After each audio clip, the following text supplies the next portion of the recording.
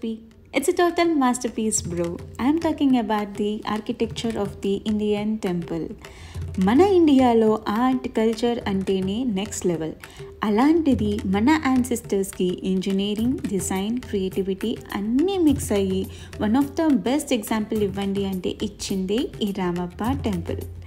ఇది మన తెలంగాణలోనే ఉంది అండ్ కట్టి మాత్రం 800 years పైన అయితే అవుతుంది. అది కూడా కాకతీయ కింగ్స్ టైంలో బిల్డ్ చేశారు.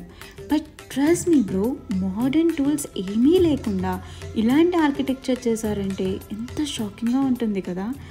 అండ్ ఈ టెంపుల్లో కార్వింగ్స్ చూడండి ఎంత అందంగా, ఎంత డీటెయిలింగ్గా ఉంటాయంటే స్టోన్లో లైఫ్ ఇచ్చారా అన్నట్టుగా అనిపిస్తుంది.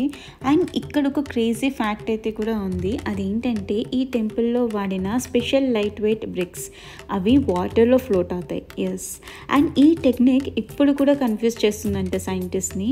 సో ఓవరాల్గా చెప్పాలంటే Ramappa temple is not just a temple bro, it's a proof of Indian genius.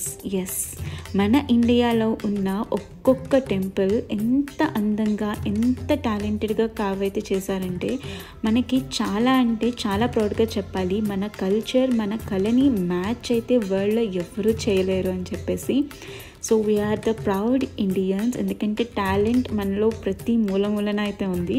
So ఇదైతే మనకి రామప్ప టెంపుల్ స్టోరీ. అండ్ మీలో ఎంతమందికి ఇలా ఆర్కిటెక్చర్ మీద ఇంట్రెస్ట్ ఉంది, ఇంకా ఇలాంటి ఏమేమి టెంపుల్స్ని ఎక్స్ప్లోర్ చేయొచ్చు అనేది అయితే మాకు కమెంట్స్లో అయితే చెప్పండి. Thank you.